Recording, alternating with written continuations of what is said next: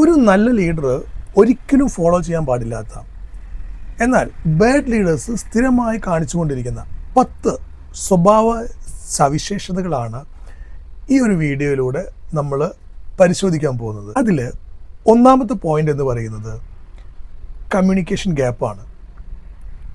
ഇത്തരം leaders team അംഗങ്ങൾക്ക് കൃത്യമായ രീതിയിലുള്ള ഇൻസ്ട്രക്ഷൻസ് കൊടുക്കാറില്ല, അല്ലെങ്കിൽ ടീമിൻ്റെ പ്രോഗ്രസ്സിനെ പറ്റിയിട്ടുള്ള ഫീഡ്ബാക്കുകൾ കൃത്യമായിട്ട് നൽകാറില്ല.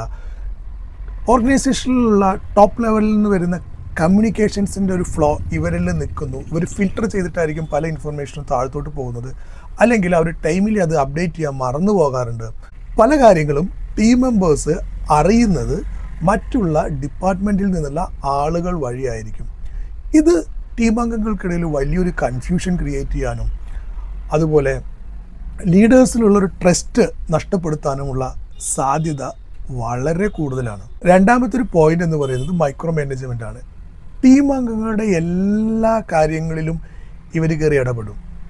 ടീം അംഗങ്ങൾ എല്ലാ കാര്യങ്ങളും ഇവരുടെ പെർമിഷൻ എടുത്തേ ചെയ്യാൻ പാടുള്ളൂ. ടീം അംഗങ്ങൾ ഓരോ സമയക്രമത്തിൽ എന്തെല്ലാം ചെയ്തെന്ന് ഇവർ അപ്ഡേറ്റ് ചെയ്യേണ്ടി വരും.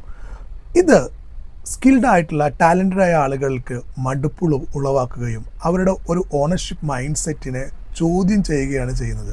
സ്വാഭാവികമായിട്ടും ഇത്തരം ആളുകൾ അവരുടെ പ്രൊഡക്ടിവിറ്റി കുറച്ച് കൊണ്ടുവരാനും മാനേജർക്ക് വേണ്ടി വർക്ക് ചെയ്യാനും തുടങ്ങും. അല്ലെങ്കിൽ ഇതിൻ്റെ ഒരു പരിധി വിട്ടു പോകുമ്പോൾ ടാലൻറ്റഡായ ആളുകൾ വേറെ ഡിപ്പാർട്ട്മെൻറ്റുകളിലേക്ക് മാറാനോ അല്ലെങ്കിൽ പുതിയ ഓർഗനൈസേഷനിലേക്ക് മാറിപ്പോകാനോ ഒക്കെ സാധ്യതയുണ്ട്. ഈ മൈക്രോ മാനേജ്മെൻറ്റ് ടൂളുകൾ ഒരാളെ എപ്പോഴാണ് പുറത്തെടുക്കുന്നതെന്ന് വെച്ചാൽ തൻ്റെ ലീഡർഷിപ്പ് ടൂളുകൾ ഉപയോഗിച്ചിട്ട് ഒരു ടീം മെമ്പറെയോ ടീമിനെയോ ഇൻസ്പയർ ചെയ്ത് ഗൈഡ് ചെയ്ത് കോച്ച് ചെയ്തിട്ട് ഗോളുകളിലേക്ക് എത്താൻ പറ്റാത്ത വരുന്ന സാഹചര്യത്തിൽ ആണ് മാനേജർമാർ മൈക്രോ മാനേജ്മെൻറ്റ് ടൂളുകളുമായിട്ട് വരുന്നത്. ഇവിടെ എല്ലാ കാര്യങ്ങളും ഇടപെട്ട് കൃത്യമായി മോണിറ്റർ ചെയ്യാത്തത് കൊണ്ടാണ് ഇവർ പെർഫോം ചെയ്യാത്തതെന്ന ഒരു വിദ്യാധാരണയിൽ എല്ലാ കാര്യങ്ങളും കയറി ഇടപെടാൻ തുടങ്ങും. സ്വാഭാവികമായിട്ടും അത് ടീമിൻ്റെ പെർഫോമൻസിനെയാണ് ബാധിച്ചിട്ട് ടീം മൊത്തത്തിലേക്ക് പെർഫോമൻസ് താഴേക്ക് വരുന്ന സാഹചര്യത്തിലേക്കാണ് എത്തിപ്പെടുന്നത്. മൂന്നാമത്തെ ഒരു പോയിന്റ് എന്ന് പറയുന്നത് ലാക്ക് ഓഫ് എമ്പതിയാണ്. ഇവർക്ക് ടീം അംഗങ്ങളോട് പ്രത്യേകിച്ച് എമ്പതി ഒന്നും ഉണ്ടായിരിക്കില്ല. എന്തെങ്കിലും ഒരു പ്രോബ്ലം ഉണ്ടായിക്കഴിഞ്ഞാൽ അവരുടെ ആ വ്യക്തിയെ പറ്റിയിട്ടുള്ള മുൻകാല പേഴ്സ്പെക്റ്റീവുകളിലോ അല്ലെങ്കിൽ അവരുടെ അറിവുകൾ വെച്ചിട്ടോ അല്ലെങ്കിൽ അവർക്ക് ഫേവറബിളായ ആളുകൾ പറഞ്ഞു കൊടുക്കുന്ന ഫീഡ്ബാക്കുകൾ വെച്ചിട്ടോ ആയിരിക്കും അതിലൊരു ഡിസിഷൻ എടുക്കുന്നത്. ഇത് പലപ്പോഴും ടീം അംഗങ്ങളുടെ ഇടയിൽ ഒരു ഒറ്റപ്പെട്ട ഫീലിങ്ങും ഭീതിജനകമായ അവസ്ഥയും ക്രിയേറ്റ് ചെയ്യാതിരിക്കാറുണ്ട്. കാരണം തനിക്കൊരു സപ്പോർട്ട് കിട്ടുന്നില്ല എന്നും തൻ്റെ പോയിന്റ് ഓഫ് വ്യൂ മാനേജർക്ക് മനസ്സിലാവുന്നില്ല തോന്നൽ വരുമ്പോൾ ടീം അംഗങ്ങൾ കൂടുതൽ സൈലൻ്റ് ആവുകയും കൂടുതൽ റിസ്ക് എടുക്കാനോ കൂടുതൽ ഇന്നോവേറ്റീവ് ആവാനോ പ്രൊഡക്റ്റീവ് ആവാനോ നിൽക്കാതെ അവരവരുടെ ജോലികൾ നോക്കിയിട്ട് മിണ്ടാതെ പോകുന്നൊരു സാഹചര്യം വരും. സ്വാഭാവികമായിട്ടും ടീമിനെ പെർഫോമൻസിനെ ബാധിക്കുന്ന വലിയൊരു ഘടകമായി ഇത് മാറാറുണ്ട്. നാലാമത്തെ പോയിന്റ് എന്ന് പറയുന്നത് നോ കൺസിസ്റ്റൻസിയാണ്, ഒരു സ്ഥിരതയില്ലായ്മ. ഇവർക്ക് പൊതുവെ എല്ലാ കാര്യങ്ങളും ഒരു സ്ഥിരതയിലായിരിക്കും. ഇന്ന് പറയുന്നതായിരിക്കില്ല നാളെ പറയുക, നാളെ പറയുന്നതായിരിക്കില്ല മറ്റന്നാൾ പറയുക. ഇതിങ്ങനെ മാറ്റിക്കൊണ്ടേയിരിക്കും. സ്വാഭാവികമായിട്ടും ഇവിടെ സംഭവിക്കുന്നത് എന്താണ്? ടീം അംഗങ്ങൾ ടോട്ടലി ഒരു കൺഫ്യൂഷനിലായിരിക്കും. എന്ത് ചെയ്യണം, എങ്ങനെ ചെയ്യണം, ഇപ്പോൾ ഇന്ന് പറഞ്ഞത് നാളെ മാറാൻ സാധ്യതയുള്ളത് കൊണ്ട് കൂടുതൽ പ്ലാനുകൾ ഇതിന് ആവശ്യമുണ്ടോ എന്നുള്ള രീതിയിലൊക്കെ കൺഫ്യൂസ്ഡായി നിൽക്കുന്ന ഒരവസ്ഥ ഉണ്ടാകും. പ്രൊഡക്ടിവിറ്റിയെ ബാധിക്കും, ടീമിൻ്റെ പെർഫോമൻസിനെ ബാധിക്കും, ടീമിൽ അംഗങ്ങൾ കൊഴിഞ്ഞുപോക്കിനൊക്കെ ഇത് കാരണമാറുണ്ട്. അഞ്ചാമത്തെ പോയിന്റ് എന്ന് പറയുന്നത് പ്ലേയിങ് ഫേവറേറ്റ്സ് ആണ്. ഇത്തരം മാനേജേഴ്സ് കുറച്ച് ആളുകളോട് വളരെ സോഫ്റ്റായിട്ടും അവരുടെ ഫേവറേറ്റ് പേഴ്സൺ ആയിരിക്കും. മറ്റുള്ളവരോട് നോർമലായിട്ടും അല്ലെങ്കിൽ ഹാഷായിട്ടായിരിക്കും ബിഹേവ് ചെയ്യുക. ഈ സോഫ്റ്റായി നിൽക്കുന്ന ആളുകൾ എന്ത് മിസ്റ്റേക്കുകൾ കാണിച്ചാലോ അല്ലെങ്കിൽ പ്രൊജക്റ്റുകളിൽ ഡിലേ വന്നാലോ വർക്കിൽ ഡിലേ വന്നാലോ ഒന്നും തന്നെ ഇവർ പണിഷ്മെൻ്റ് ഒന്നും കൊടുക്കില്ല. അവരെ സപ്പോർട്ട് ചെയ്യാനാണ് നിൽക്കാറ്. ആ സമയത്ത് മറ്റുള്ളവരിത് ചെയ്ത് കഴിഞ്ഞാൽ പണിഷ്മെൻറ്റ് ടൂളുകളും അല്ലെങ്കിൽ സ്ട്രിക്റ്റ് ആക്ഷൻസും അവർക്കെതിരെ എടുക്കും. സ്വാഭാവികമായിട്ടും ടീം അംഗങ്ങൾക്കിടയിൽ തന്നെ ഒരു ശത്രുതാ മനോഭാവം വളർത്തിയെടുക്കുകയും ഇവർ പരസ്പരം പോരടിച്ച് നിൽക്കുന്ന ഒരു ടീമായി മാറാനും സാധ്യതയുണ്ട്. അത് അവസാനം ലീഡ് ചെയ്യുന്നത് പ്രൊഡക്ടിവിറ്റി ഇഷ്യൂസിലേക്കും ടീം സ്പ്ലിറ്റ് ആവാനും ടാലൻ്റായ ആളുകൾ ടീമിൽ നിന്ന് കൊഴിഞ്ഞു പോകാനും ഒക്കെ ഇത് കാരണമാകാറുണ്ട്. ആറാമത്തൊരു പോയിന്റ് എന്ന് പറയുന്നത് അവോയ്ഡിങ് റെസ്പോൺസിബിലിറ്റീസ് ആണ്. ഇവർ പൊതുവെ ഉത്തരവാദിത്തങ്ങളൊന്നും ഏറ്റെടുക്കാറില്ല. ടീം ഒരു പരാജയത്തെ നേരിടുമ്പോൾ അല്ലെങ്കിൽ ഒരു പ്ലാൻ വിചാരിച്ച മാതിരി മുന്നോട്ട് പോകാതിരിക്കുമ്പോൾ ഒരു പ്രോബ്ലത്തിൽ നിൽക്കുമ്പോൾ ഇതെല്ലാം ടീം മെമ്പേഴ്സിൻ്റെ ഇഷ്യൂ ആണെന്ന രീതിയിൽ ഇവർ പറഞ്ഞിട്ട് ടീം മെമ്പേഴ്സിൻ്റെ ഉത്തരവാദിത്തം ഇല്ലായ്മയാണ്, അവരുടെ കമ്മിറ്റ്മെൻറ്റ് ഇല്ലായ്മയാണ്, അവർക്ക് പ്രത്യേകിച്ച് വിഷനോ പ്ലാനോ ഒന്നും ഇല്ലാത്തത് കൊണ്ടാണ് ഇങ്ങനെ ഒരു ഇഷ്യൂ സംഭവിക്കുന്നതെന്നും ഒന്നും തൻ്റെ ടീമിലുള്ളവരെല്ലാം തന്നെ കഴിവില്ലാത്തവരാണെന്നൊക്കെയുള്ള ഒരു ന്യൂസ് ക്രിയേറ്റ് ചെയ്തിട്ട് ഇവർ അവരുടെ ഭാഗം സേഫാക്കാൻ ശ്രമിക്കാറുണ്ട്. ടീം അംഗങ്ങളുടെ ഇടയിൽ ഒരു ഭയാനകമായ അവസ്ഥ ക്രിയേറ്റ് ചെയ്യുന്ന ഒരു സിറ്റുവേഷനാണത്. കാരണം ഉത്തരവാദിത്തങ്ങൾ മൊത്തം അവരെ തലയിലിട്ടിട്ട് ഒരു ലീഡർ മാറി നിൽക്കുമ്പോൾ ഒരു ടീമിന് എന്തെല്ലാമോ സംഭവിക്കുമോ അതെല്ലാം ആ ടീമിലും സംഭവിക്കും. 7ാമത്തെ പോയിന്റ് എന്ന് പറയുന്നത് ലാക്ക് ഓഫ് വിഷനാണ്. കൃത്യമായ ഒരു കാഴ്ചപ്പാടില്ലാത്ത അവസ്ഥ. ഇവർക്ക് പ്രത്യേകിച്ച് ഷോർട്ട് ടൈം ഗോളുകളോ മിഡ് ടൈം ഗോളുകളോ ലോങ് ടൈം ഗോളുകളോ ഒന്നും ഉണ്ടായിരിക്കില്ല. ആ സിറ്റുവേഷനിൽ എന്താണ് ഇഷ്യൂ അതിലായിരിക്കും അവർ ഫോക്കസ്ഡ്. നാളെ വേറൊരു ഇഷ്യൂ വരുമ്പോൾ അതിലേക്ക് ഫോക്കസ്ഡ് ആയിരിക്കും. അപ്പോൾ ഇന്നത്തെ ഇഷ്യൂ സോൾവ് ചെയ്തോ അത് ഇനി റിപ്പീറ്റ് ചെയ്യാനുള്ള സാധ്യതയുണ്ടോ എന്നുള്ളതൊക്കെ ചിലപ്പോൾ ഇവർ മറന്നിട്ടുണ്ടാവും. പുതിയ ഇഷ്യൂവിൻ്റെ പിന്നാലെ ആയിരിക്കും ഇവർ പോയിക്കൊണ്ടിരിക്കുന്നുണ്ടാവുക.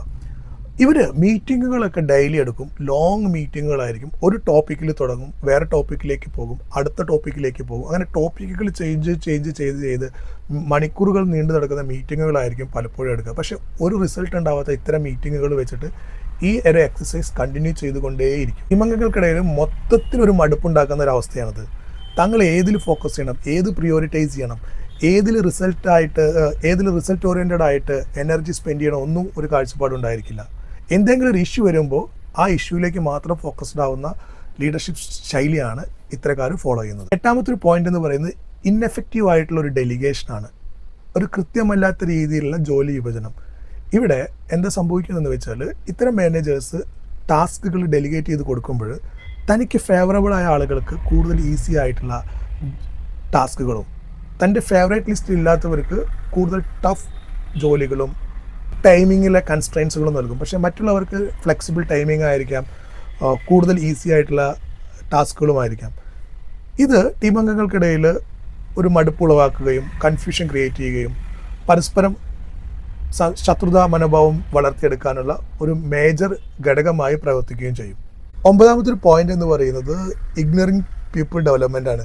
ഇത്തരം ലീഡേഴ്സ് സ്വന്തം ഗ്രോത്തുകളായിരിക്കും ഫോക്കസ്ഡ് ആയിരിക്കുക. സ്വന്തം growth plan, promotions, salary hike എന്നിവയിലായിരിക്കും കൂടുതലും ഫോക്കസ്ഡ് ആയിരിക്കുക. ഒപ്പം വർക്ക് ചെയ്യുന്നവരുടെ കരിയർ ഗ്രോത്ത്, പ്രമോഷൻസ് ഇതിലൊന്നും തന്നെ ഇവർ ഇൻട്രസ്റ്റഡ് ആയിരിക്കില്ല. ഈ ടീം മെമ്പേഴ്സിൻ്റെ പെർഫോമൻസിൻ്റെ ക്രെഡിറ്റ്സുകൾ തട്ടിയെടുത്തിട്ട് അത് ഹൈലൈറ്റ് ചെയ്യാനും ഒക്കെ ഇവർ ഭയങ്കര മിടുക്കരായിരിക്കും. അതിൻ്റെ ടീം മെമ്പർ ഒരു എക്സ്ട്രാ എഫേർട്ട് എടുത്ത് എന്തെങ്കിലും ചെയ്യുകയൊക്കെ ചെയ്തു കഴിഞ്ഞാൽ അതൊരു പബ്ലിക് വിസിബിലിറ്റിയിലേക്ക് കൊണ്ടുവരാനുള്ള ഒരു ഇൻട്രസ്റ്റ് ഇവർക്ക് ഉണ്ടായിരിക്കില്ല. അത് തൻ്റെ ഭാഗമാക്കിയിട്ട് കാണിക്കാനൊരു അവസരം കിട്ടുകയാണെങ്കിൽ അതിലേക്കായിരിക്കും ഇവരുടെ എനർജിയും എഫേർട്ടും സ്പെൻഡ് ചെയ്യുന്നത്. 10ാമത്തെ പോയിന്റ് എന്ന് പറയുന്നത് അൺപ്രൊഫഷണൽ ആയിട്ടുള്ള ബിഹേവിയറാണ്. ടീം ലീഡർ ടീം മെമ്പേഴ്സിനോട് വളരെ അൺപ്രൊഫഷണൽ ആയിട്ടായിരിക്കും ബിഹേവ് ചെയ്യുക. ചെറിയ ചെറിയ തെറ്റുകൾ പറ്റുമ്പോൾ ഹൈപ്പർ ടോൺ വേർഡിൽ സംസാരിക്കുക, ഒരു മെമ്പറിനെ മറ്റുള്ള ടീം മെമ്പേഴ്സിൻ്റെ എല്ലാം മുന്നിൽ വെച്ചിട്ട് ഇൻസൾട്ട് ചെയ്യുന്ന രീതിയിൽ സംസാരിക്കുക, ടാർഗറ്റ് അടിച്ചിട്ടില്ലെങ്കിലോ അല്ലെങ്കിൽ ഒരു ഗോൾസ് അച്ചീവ് ചെയ്തിട്ടില്ലെങ്കിലോ ഒരു ടാസ്ക് കംപ്ലീറ്റ് ചെയ്തില്ലെങ്കിലോ ഒക്കെ തന്നെ ഇവർ ഈ രീതിയിലായിരിക്കും ടീം മെമ്പേഴ്സിനോട് ബിഹേവ് ചെയ്യുന്നത്. ഇവർ വിചാരിക്കുന്ന ഒരു കാര്യമുണ്ട്, ടീം മെമ്പേഴ്സിനെ കൺട്രോൾ ചെയ്യണമെങ്കിൽ ഒരു പേടിയുടെ എൻവയോൺമെൻറ്റ് എപ്പോഴും ക്രിയേറ്റ് ചെയ്യണം എന്നുള്ളത്. പേടിയുള്ളൊരു എൻവയോൺമെൻറ്റ് മാത്രമാണ് ടീം മെമ്പേഴ്സ് നന്നായി പെർഫോം ചെയ്യുക എന്നുള്ളതും തൻ്റെ ജോലി തെറിക്കാൻ സാധ്യതയുള്ള ഒരു സാഹചര്യത്തിലാണ് തൻ്റെ ടീം മെമ്പേഴ്സ് അല്ലെങ്കിൽ ടീം മെമ്പേഴ്സിൻ്റെ ജോലി തെറിച്ചു പോകാനോ അല്ലെങ്കിൽ ടീം മെമ്പേഴ്സിൻ്റെ ജോലി തെറിച്ചു പോകുന്ന ഒരു സാഹചര്യം എപ്പോഴും നിലനിർത്തിയാൽ മാത്രമാണ് അവർ പെർഫോം ചെയ്യുക എന്നുള്ള ഒരു മിഥ്യാധാരണയിലാണ് ഇവർ ടീമിനെ നയിച്ചുകൊണ്ടിരിക്കുന്നത്. സത്യത്തിൽ ഇവിടെ സംഭവിക്കുന്നത് എന്താണെന്ന് വെച്ചാൽ പുതിയ പുതിയ വെല്ലുവിളികൾ ഏറ്റെടുക്കാൻ ടീം മെമ്പേഴ്സിന് മടിയായിരിക്കും. കാരണം തെറ്റുകൾ പറ്റിയാൽ അത് വലിയ രീതിയിലേക്കുള്ള ഒരു ഹ്യൂമിലിയേഷനിലേക്കും ഇൻസൾട്ടിലേക്കും പോകുമെന്നും അത് തൻ്റെ മാനസികമായ ആരോഗ്യത്തെ ബാധിക്കുമെന്നുള്ള ബോധ്യമുള്ളത് കൊണ്ട് എംപ്ലോയീസ് ആരും തന്നെ റിസ്ക് എടുക്കാനോ പുതിയ വെല്ലുവിളി ഏറ്റെടുക്കാനോ തയ്യാറായിരിക്കില്ല. ഇവർ മനസ്സിലാക്കേണ്ട ഒരു പ്രധാനപ്പെട്ട പോയിന്റ് എന്ന് വെച്ചാൽ ലോകത്ത് നടന്നിട്ടുള്ള എല്ലാ പഠനങ്ങളും സൈക്കോളജി ആയിക്കോട്ടെ, സൈക്കാട്രി ആയിക്കോട്ടെ, ലീഡർഷിപ്പ് ആയിക്കോട്ടെ, മാനേജ്മെൻറ്റ് ഇവിടെ എവിടെയും പേടിപ്പെടുത്തുന്നതിലൂടെ എംപ്ലോയീസിൻ്റെ പ്രൊഡക്ടിവിറ്റി കൂട്ടാൻ പറ്റുമെന്ന് കണ്ടെത്താൻ കഴിഞ്ഞിട്ടില്ല. ഇത്തരം ടീമുകളിൽ ടാലൻ്റായ ആളുകളുടെ കൊഴിഞ്ഞുപോക്ക് സർവ്വസാധാരണമായ ഒരു പ്രക്രിയയാണ്. ഇവിടെ നമ്മൾ ഡിസ്കസ് ചെയ്തത് ഒരു നല്ല ലീഡർ ഒരിക്കലും ഫോളോ ചെയ്യാൻ പാടില്ലാത്തതും എന്നാൽ മോശമായ ലീഡേഴ്സ് റെഗുലറായി ഫോളോ ചെയ്യുന്ന 10 ക്യാരക്ടറിസ്റ്റിക്കുകൾ. ഇനി നിങ്ങൾ സ്വയം അനലൈസ് ചെയ്യുക. ഒരു ടീം മെമ്പർ എന്ന രീതിയിൽ നിങ്ങളുടെ ലീഡർ നിങ്ങളോട് എങ്ങനെയാണ് ബിഹേവ് ചെയ്യുന്നത്, അല്ലെങ്കിൽ ആസ് എ ലീഡർ ഞാൻ എൻ്റെ ടീം മെമ്പറോട് ഈ രീതിയിലാണോ ബിഹേവ് ചെയ്യുന്നതെന്ന് നിങ്ങളുടെ ഫീഡ്ബാക്കുകൾ കമൻറ്റ് ബോക്സിൽ നൽകുക. വീഡിയോ നിങ്ങൾക്ക് ഇഷ്ടപ്പെട്ട് കഴിഞ്ഞാൽ ലീഡ്ക്രാഫ്റ്റ് 360 സബ്സ്ക്രൈബ് ചെയ്യുക, സുഹൃത്തുക്കൾക്ക് ഷെയർ ചെയ്യുക. മറ്റൊരു വീഡിയോയുമായിട്ട് നമുക്ക് വീണ്ടും കാണാം. Thank you for watching.